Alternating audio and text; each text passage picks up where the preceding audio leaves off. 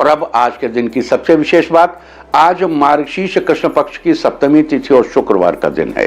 सप्तमी तिथि आज पूरा दिन पूरी रात पार करके कल सुबह 5:43 तक रहेगी। आज सुबह 8:03 तक ब्रह्म योग रहेगा। उसके बाद इंद्र योग शुरू हो जाएगा। यदि कोई शांतिदायक कार्य करना हो तो ब्रह्म योग अति उत्तम है। साथ ही किसी का झगड़ा आदि सुलझाना हो तो भी ब्रह्म योग सफलता प्रदान करता है। वहीं अगर इंद्र योग की बात करें तो इंद्र योग के दौरान राज्य पक्ष के कार्यों में अथवा सरकारी कामों में सफलता जरूर मिलती है। साथ ही आज रात 8:37 तक आश्लेषा नक्षत्र रहेगा। 27 नक्षत्रों में से आश्लेषा 9वां नक्षत्र है।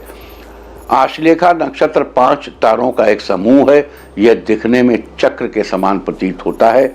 आश्लेषा नक्षत्र का प्रतीक चिन्ह कुंडली मारकर बैठे हुए सांप को माना जाता है और नाग देवताओं को आश्लेषा नक्षत्र के अधिपति देवता माना जाता है।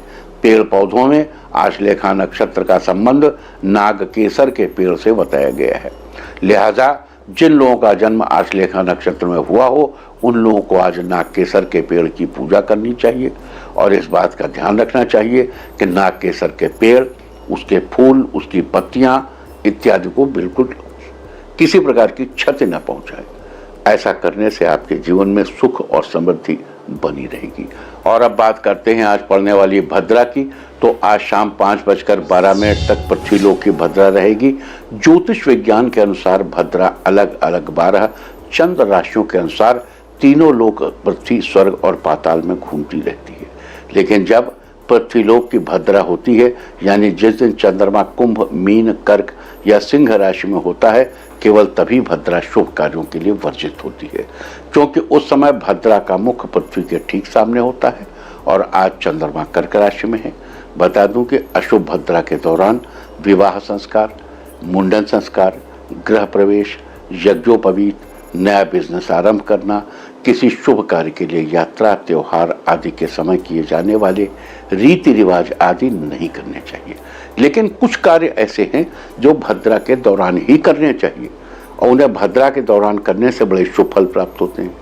किसी पर मुकदमा कायम करने के लिए, शत्रु पक्ष से मुकाबले के लिए, राजनीतिक कार्य करने के लिए, सीमा पर युद्ध के लिए, राष्ट्रद्रोही शक्तियों का सर कुचल देने के लिए, ऑपरेशन के लिए, अग्नि से संबंधित कार्य के लिए, किसी भी तरह के वाद विवाद के लिए, शस्त्र आदि के प्रयोग के लिए, पशु संबंधी कार्यों के लिए और तंत्र मंत्र के प्रयोग के लिए भद्रा बड़ी ही प्रशस्त मानी जाती है। आज अच्छा समय है इस दृष्टि से। शास्त्रों के अनुसार जिस दिन भद्रा हो, यदि उस दिन आपको कोई शुभ कार्य करना पड़ जाए तो उस दिन आपको उपवास अवश्य करना चाहिए।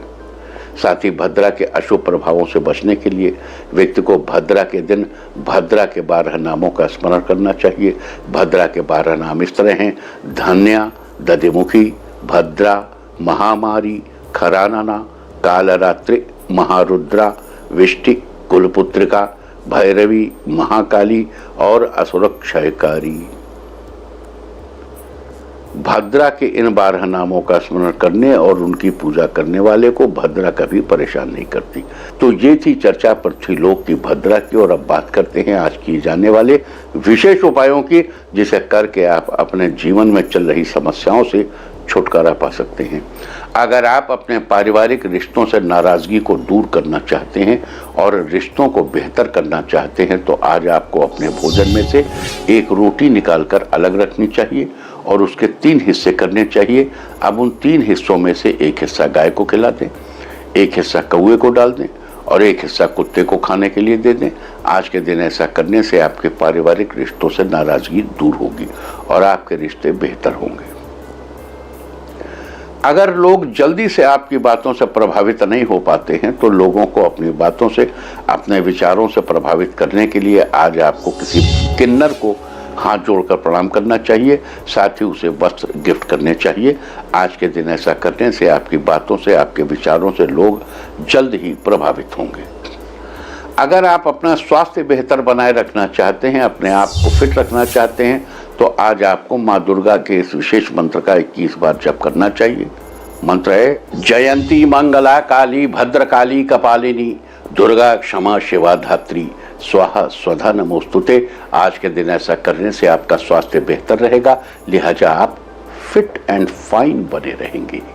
अगर आपके जीवन में किसी प्रकार की कठिन परिस्थिति चल रही है तो उस परिस्थिति से बाहर निकलने के लिए आज आपको स्नान आदि के बाद नागकेसर के पेड़ या पौधे को प्रणाम करना चाहिए, साथ ही उसकी जड़ में जल चढ़ाना चाहिए।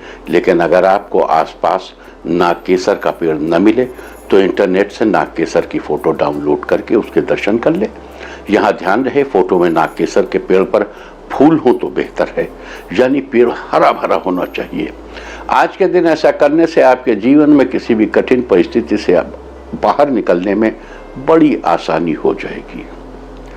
अगर आपकी संतान अपना खुद का कोई बिजनेस खोलना चाहती है या आप उसका बिजनेस खुलवाना चाहते हैं लेकिन उसमें बिजनेस की इतनी समझ नहीं है, तो अपनी संतान के अंदर वो समझ डेवलप करने के लिए आज आपको साफ शुद्ध मिट्टी लेनी चाहिए।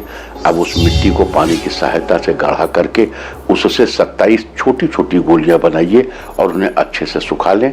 अब उन गोलियों को आज से लेकर अगले 27 दिनों तक एक एक करके अपनी संतान के हाथों से किसी मंदिर में रखवा दें। आज के दिन ऐसा करने से आपकी संतान के अंदर जल्द ही बिजनेस की समझ डेवलप होगी।